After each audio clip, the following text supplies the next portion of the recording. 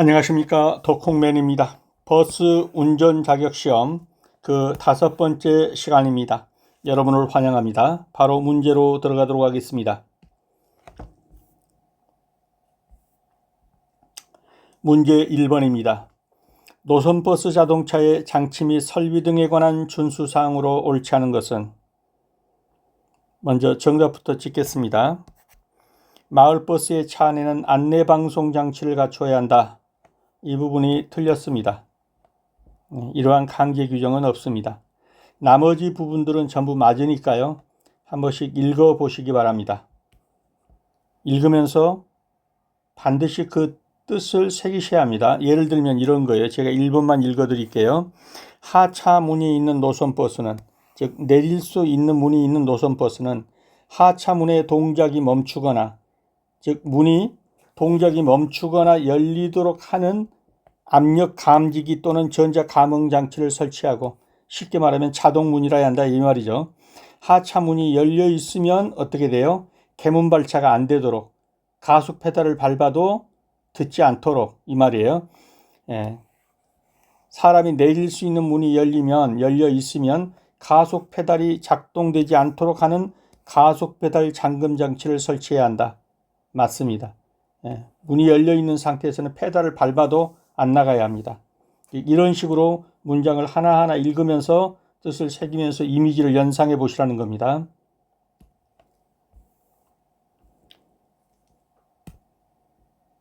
자동차의 장치 및 설비 등에 관한 준수사항 해가지고 나와 있는 조문에 이렇게 나와 있습니다. 시내버스, 농어촌버스 및 수요응답형 여객자동차의 차 안에는 안내방송 장치를 갖춰야 하며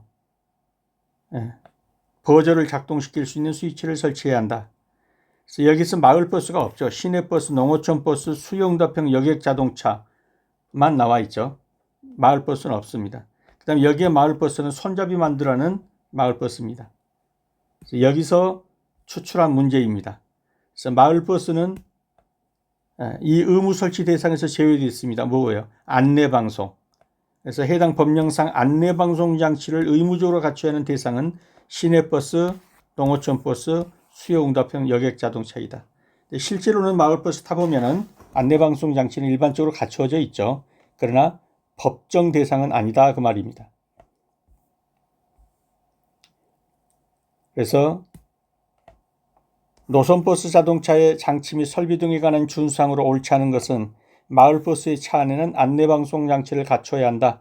이런 의무 규정은 마을버스에는 없다. 그래서 정답은 3번입니다.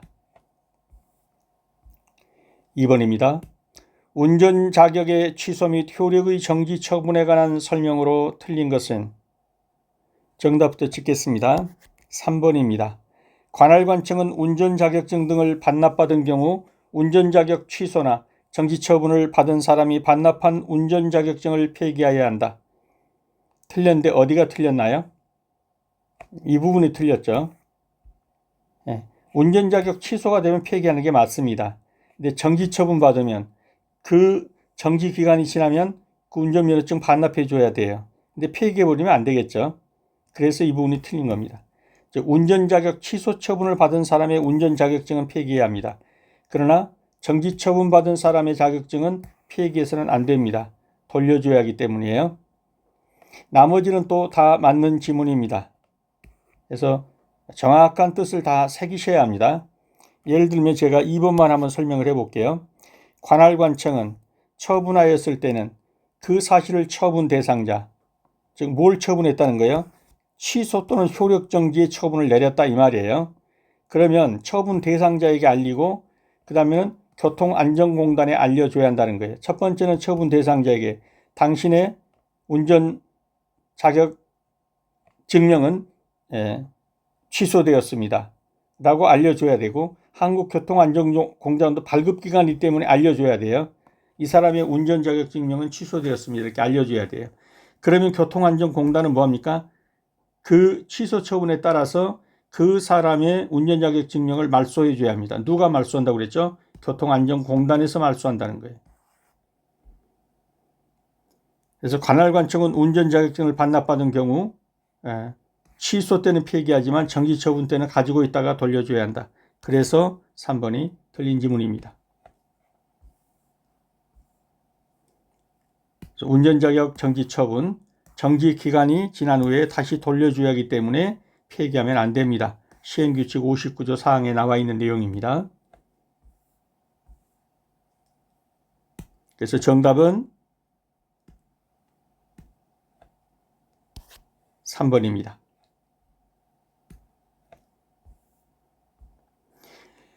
문제 3번입니다. 자동차의 운행 속도에 대한 규정 중 옳은 것은? 정답부터 찍습니다. 자동차 전용 도로는 최저속도 30km, 최고속도 90km가 맞습니다. 나머지는 다 틀렸죠. 어디가 틀렸는지 보죠. 일반 도로에서는 일반적으로 50km죠. 주거지역, 상업지역, 공업지역 50km예요. 그 나머지 지역, 그러면 뭐가 있어요? 녹지지역이 있겠죠. 여기는 60km까지 가능합니다. 그런데 편도 2차선이면 1차선, 2차선으로 되어 있으면 즉 왕복 4차선이라는 얘기죠. 이 넓은 도로에서는 녹지지역이면서 넓은 도로에서는 80km까지도 갑니다. 시속. 편도 1차로 고속도로의 최저속도, 고속도로 최저속도는 1차로든 2차로든 무조건 얼마죠? 50km입니다. 이게 30km 그러니까 틀렸죠. 편도 1차로 고속도로의 최고속도는 80km 맞습니다. 이 부분은. 편도 2차로 이상의 고속도로의 최저속도 무조건 50km입니다. 최저속도는. 최고속도는 편도 2차로 이상이면 100km고 경우에 따라서는 110에서 120km까지도 경찰서장, 관할 경찰서장의 서장이 지정할 수 있죠. 특별히 지정한 곳이 있습니다. 그 외에는 시속 100km가 최고 속도가 됩니다.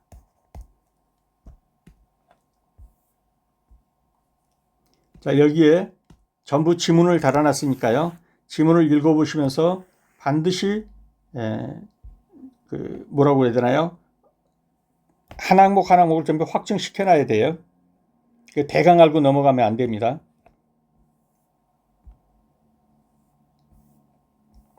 문제 4번입니다. 다음 중 자가용 자동차가 노선을 정하여 운행할 수 있는 경우가 아닌 것은?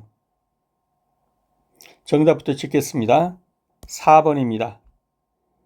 대중교통수단이 없는 지역 등 대통령령으로 정하는 사유에 해당하는 경우, 그런데 대통령령으로 정하는 사유에 해당하고, 그리고 and 시장, 군수, 구청장의 허가를 득해야 합니다. 이것만 있기 때문에 반절만 맞고 반절은 틀리는 거예요. 그래서 틀린 문장이 되는 겁니다. 나머지는 다 맞습니다. 그래서 여객자동차 운수사업법 82조에 나와 있는 내용을 시험 문제로 낸 겁니다. 그래서 누구든지 고객을 유치할 목적으로 노선을 정해서 자가용 자동차를 운행해서는 안 됩니다. 다만 이러이러한 경우는 가능하다. 학교, 학원, 유치원, 영유아 어린이집, 호텔, 이 호텔이 들어간다는 거 잘 아셔야 돼요. 교육, 문화, 예술, 체육시설, 이런 것을 위해서 또 종교시설, 금융기관 또는 병원 이용자를 위하여 허가받았을 경우는 할 수 있습니다. 대중교통수단이 없는 지역 등 대통령령으로 정하는 사유에 해당하는 경우로서 시장, 군수, 구청장의 허가를 받은 경우에는 이 개인 자동차 가지고도 요금받고 할 수 있다.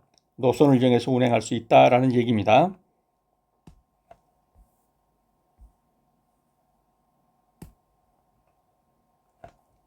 그래서 왜 틀렸는지. 관할권청의 허가 요건이 누락되었기 때문에 틀렸다라는 내용입니다. 정답은 4번입니다. 5번입니다. 도로 선형에서의 사고 특성에 대한 다음 설명 중 틀린 것은? 사고는 왼쪽으로 굽은 도로에서의 사고가 오른쪽으로 굽은 도로의 사고보다 사고를 많이 일으킨다. 틀렸습니다. 어느 쪽으로 굽은 도로의 사고가 많이 납니까? 오른쪽으로 굽은 도로에서 사고가 많이 납니다. 왜냐하면 그게 시야가 가리기 때문이에요. 그러니까 자동차가 우측 통행을 하기 때문에 일어나는 현상이에요. 곡선부가 정단경사와 중복되는 것은 사고 위험성이 훨씬 더 크다. 맞습니다. 종단 선행이 자주 바뀌면 종단 곡선의 정점에 시거가 단축되어 사고가 일어나기 쉽다. 맞습니다. 긴 직선 구간 끝에 있는 곡선부는 짧은 직선 구간 다음에 곡선부에 비해 사고율이 높다. 맞습니다. 그래서 틀린 것은 1번이 틀렸는데 어디가 틀렸느냐? 오른쪽으로 굽은 도로에서 사고가 더 많습니다. 오른쪽으로 굽은 도로에서보다 왼쪽이 더 많다. 그러니까 틀린 거죠. 오른쪽으로 굽은 도로에서 사고가 더 많습니다. 자, 그림으로 한번 살펴봅니다. 이건 왼쪽으로 굽은 도로고 이거는 오른쪽으로 굽은 도로죠. 어떤 게 사고가 더 많다는 거예요? 이게 더 많다는 거예요. 이거보다는. 왜 그럴까요? 우측 통행, 즉 차가 우측 방향으로 통행하잖아요. 이쪽으로 가질 않죠. 예, 우측으로 간단 말이에요. 우측으로 가다 보니까 이쪽의 시야가 좁아진 거예요. 만약에 유럽처럼 좌측 통행으로 갑시다. 이쪽으로 간다고 합시다. 그러면 이쪽으로 가니까 운전자의 시야 이쪽이 더 훨씬 잘 보이겠죠. 그래서 그럴 경우는 오히려 이게 더 사고가 나겠죠. 근데 우리나라는 지금 보니까 우측 방향으로 통행을 합니다. 자동차가. 그렇기 때문에 이쪽은 시야가 좁아요. 그래서 사고가 많이 나는 거예요. 두 번째, 곡선부에다 종단경사다. 이게 지금 그림이 좀 저긴 한데 이 곡선이 이렇게 심한데 거기다가 내리막이다. 종단경사라는 건 내리막이다. 옛날에 뭡니까 영서에서 영동지방으로 한계령 같은 거 넘을 때 어때 내려가는 길이 꾸불꾸불 굉장히 사고 날 확률이 높죠. 내리막길에다 즉 종단경사에다가 곡선 보면은 사고 확률이 굉장히 높습니다. 요게 그 말이에요. 곡선 부이면서 종단경사일 때 위험성이 증가한다. 다음에는 종단 선형이 자주 바뀌면 이 종단 선형이 이렇게 자주 바뀌어 오르락내리락이 그러면 뭐 한다는 거예요? 여기에서의 시거가 짧아져 시야가 짧아진단 말이에요. 그래서 사고 날 확률이 높아요. 이렇게. 이게 그 말이죠. 그 다음에는 이 직선 길이가 긴 것이 직선 길이가 짧은 데서 우회전 도는 것보다 이 긴 것이 더 사고가 많이 나는 거예요. 왜 그러냐? 직선 길이가 길다 보니까 속도를 낸단 말이에요. 쭉 가는 속도를. 근데 갑자기 구분 도로가 나와요. 그러면 사고가 높아요. 사고율이. 근데 직선 거리가 짧으면 아직 그렇게 속도를 많이 내지는 못했죠. 그렇기 때문에 그 브레이크를 밟아서 들을 수 있는 확률이 많죠. 이해가 되셨죠? 이 직선 거리가 긴 데서 마지막에 곡선이 나오면 사고 날 확률이 높다. 왜? 이미 직선 거리가 길어서 속도를 높이고 온 거예요. 높이고. 근데 직선 거리가 짧으면 속도를 높일 여력이 없이 가다가 곡선이 나오니까 브레이크 밟을 때 원심력이 많이 들지 않는다. 이런 말로 이해하시면 되겠습니다. 그래서 이것을 하나하나의 그림을 연상하시면서 이 지문들을 전부 보셔야 돼요. 그래서 이 경우에도 왼쪽 구분 도로보다 어느 쪽이 사고가 많다. 오른쪽 구분 도로가 사고가 많은 게 거꾸로 됐다. 그래서 틀린 겁니다. 6번입니다. 시내버스 운송사업 및 농어촌버스 운송사업의 운행 형태로 옳지 않은 것은 정답부터 찍겠습니다. 특수형이란 건 없습니다.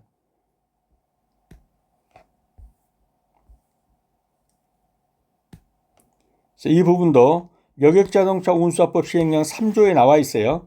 시내버스 운송사업은 뭐 어쩌고 저쩌고 해가지고 이런 게 있다 이렇게 나열형으로 해놨어요. 광역급행형, 직행 좌석형, 좌석형 및 일반형으로 나뉩니다. 여기에 특수형이란 게 없잖아요. 그러니까는 정답이 되는 거예요. 그 다음에 농어촌 버스에도 직행 좌석형, 좌석형, 일반형이 있다. 여기도 특수형이란 건 없죠. 그래서 특수형이 정답이 되는 겁니다. 그래서 앞에서 시내버스 운송사업, 농어촌 버스 운송사업 법조문을 다 살펴봐도 이런 건 없더라. 7번입니다. 다음 중 보험에 가입했다 하더라도 형사처벌을 받는 12개 항목 많이 봤죠? 보도침범, 20km 초과 운행, 과속, 신호위반 다 12개 항목 위반이죠. 12개 항목 위반이면 어떻습니까? 종합보험에 들어있고 피해자와 합의를 했다 하더라도 형사처벌 받습니다. 그게 아닌 것 그랬습니다. 여기서는 난폭운전이죠. 난폭운전은 12개 항목에 들어가지 않습니다.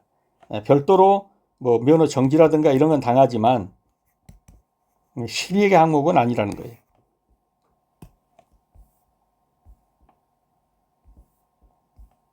8번입니다. 자동차의 안전 운행을 위해서는 인간, 자동차, 도로의 개가 안전해야 한다. 자동차와 도로는 어느 정도까지는 고정시킬 수 있지만 다음 변동되기 쉬운 것은, 사실상 이런 것은 국어시험 같죠. 자, 세 요소가 있습니다. 인간이 있고 자동차가 있고 도로가 있습니다.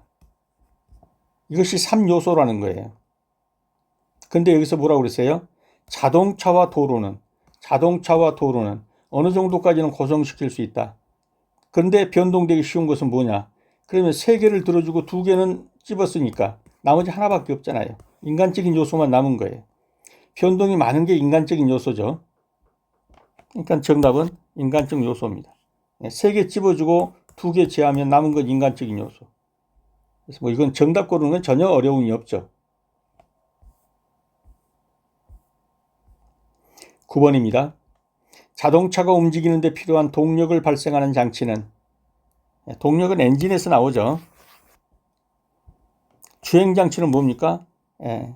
동력 전달 장치에 불과한 것이고 동력 자체는 엔진에서 나옵니다. 다음 중 윤활장치의 기능이 아닌 것은, 윤활장치가 동력 전달하나요? 동력 전달하는 건 아니죠. 방청작용, 녹 안 나게 하고 냉각작용도 합니다. 윤활장치가.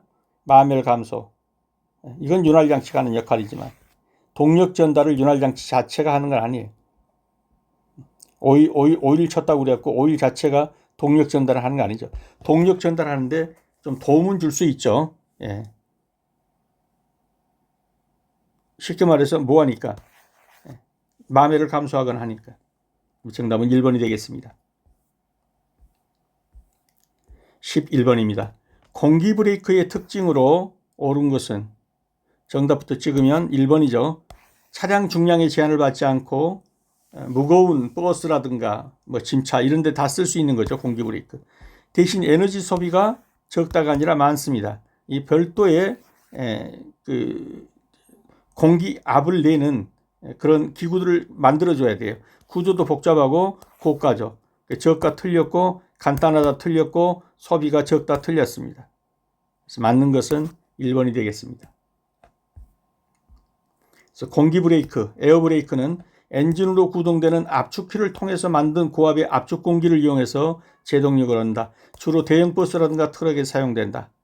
그래서 차량 중량의 제한을 받지 않습니다. 베이퍼로 현상 같은 게 없으니까요. 에너지 소비가 적다 틀렸습니다. 공기 압축기 컴프레셔를 쓰기 때문에 동력을 지속적으로 소모하게 돼요. 계속해서 공기를 압축시켜줘야 된단 말이죠. 구조도 복잡합니다. 그 다음에 돈도 많이 들어갑니다. 한번 읽어보시기 바랍니다. 공기 브레이크, 차량 중량의 제한을 받지 않는다. 주로 대형 버스라든가 대형 트럭이라든가 이런 데 많이 있습니다. 12번입니다. 음주운전으로 인한 교통사고의 특성이 아닌 것은, 음주운전의 특성이 뭡니까? 움직이는 물체보다 정지한 물체를 많이 들이받습니다. 그래서 세워놓은 주정차 중인 자동차라든가 전봇대라든가 이런 걸 많이 들이받죠. 전기물체 등에 많이 충돌합니다. 맞습니다. 전신주 가로시설 이런 데다 많이 들이받죠. 치사율이 낮다? 틀렸습니다. 치사율이 높습니다. 대부분 중상 이상 또는 죽거나 중상 이상이죠. 차량 단독 사고의 가능성이 높습니다. 왜냐하면 대부분 이런 데 전기물체, 가로수 이런 데 들이받으니까 차량 단독 사고의 가능성이 높다. 정답은 3번이 되겠습니다. 13번입니다. 운전자의 시력에 대한 설명 중 틀린 것은, 정답부터 찍습니다. 색채 식별은 적색 식별만 가능하면 된다. 틀렸죠.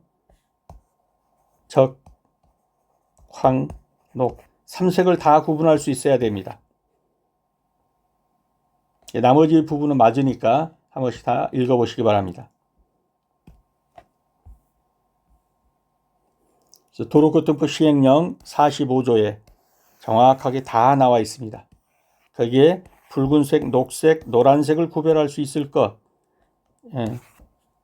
귀는 52데시벨 이상, 시력은 다 나와 있습니다. 이 기회에 읽어보시고 완전히 파악해 두시기 바랍니다.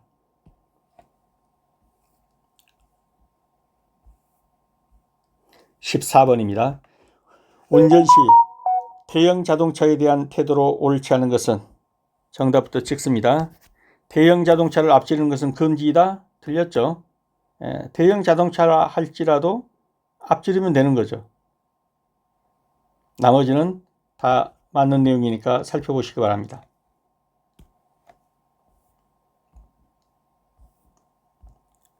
15번입니다. 운전자의 실전 방어 운전의 방법이 아닌 것은? 정답부터 찍습니다. 뒤에 다른 차가 접근해 올 때는 속도를 높인다? 아니죠. 다른 차가 계속 따라서 내 뒷구멍에 대고 있어요. 그럼 어떻게 해요? 속도를 낮춰가지고 뒷차가 아예 추월해 가라. 오히려 속도를 높이는 게 아니라 낮춰줘야 합니다. 그렇게 바쁘면 추월해 가세요. 이렇게요. 나머지는 전부 맞는 지문입니다. 읽어보시기 바랍니다.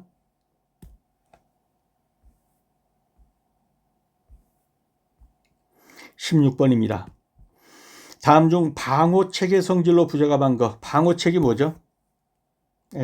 이 중앙선에 세우는 거. 그 다음에 갓길에다가 방호책 세운 거. 이게 방호책이죠. 횡단을 방지할 수 있어야 합니다. 사람이 뛰어넘지 못할 정도로 높이로 횡단 방지하죠. 중앙선. 충동 시 반탄력이 커야 한다. 충돌했는데 반탄력은 뭐예요? 튕겨 나오는 거예요. 충돌했는데 튕겨 나오면 여기 오는 차가 받아버리겠죠. 반탄력이 크면 안 돼요. 반탄력이 커야 나오면 튕겨 나와야 한다는 말이기 때문에 부적합한 거죠. 차량을 감속시킬 수 있어야 돼요. 이쪽하고 이렇게 마찰이 되면 감속시킬 수 있어야 된다는 얘기죠. 차량의 손상이 적도록 해야 한다. 그래서 중앙선에 또는 여기다가 이게 지금 뭐냐면 가드레일이라면 가드레일. 이 방호책이라는 게 가드레일입니다. 그래서 방호책 가드레일은 차량이 도로 밖으로 이탈하는 것을 막아주고 또 중앙선으로 쓰이는 경우가 있죠. 그래서는 반탄력, 튕겨나가는 힘이 크면 충돌한 차량이 도로 중앙이나 다른 차선으로 심하게 튕겨나가서 2차 사고가 나기 때문에 반탄력은 적어야 합니다. 횡단을 방지할 수 있어야 하고 차량을 감속시킬 수 있어야 하고 이 내용들을 한번 다 읽어보시기 바랍니다.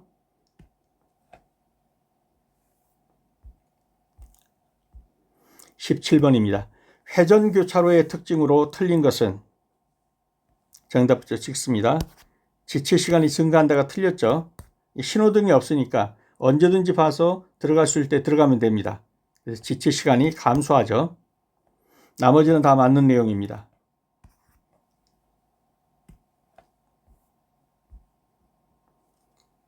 그래서 회전교차로는 불필요한 신호 대기 시간이 없기 때문에 교통량이 아주 많지 않은 한 일반 신호 교차로에 비해서 차량의 지체 시간이 감소해서 소통이 원활해집니다. 정답은 4번입니다. 18번입니다. 찻길 건널목에서 안전운전 요령으로 바르지 못한 것. 정답부터 들어갑니다. 건널목에서 좌우를 살피거나 일시정지하지 않고 통과한다. 철길 건너에서는 반드시 일시정지해야 합니다. 그리고 좌우를 살펴야 합니다. 틀렸고요. 나머지 부분은 다 맞는 내용입니다. 읽어보시면 되겠습니다.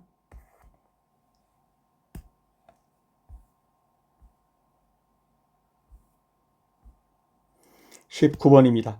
빗길 안전운전에 대한 설명으로 바르지 않은 것은? 정답은 4번입니다. 노면이 젖어 있는 경우에는 몇 프로 감속합니까? 20% 감속해야죠. 10% 줄인다 그랬으니까 틀렸습니다. 나머지는 다 맞는 내용입니다.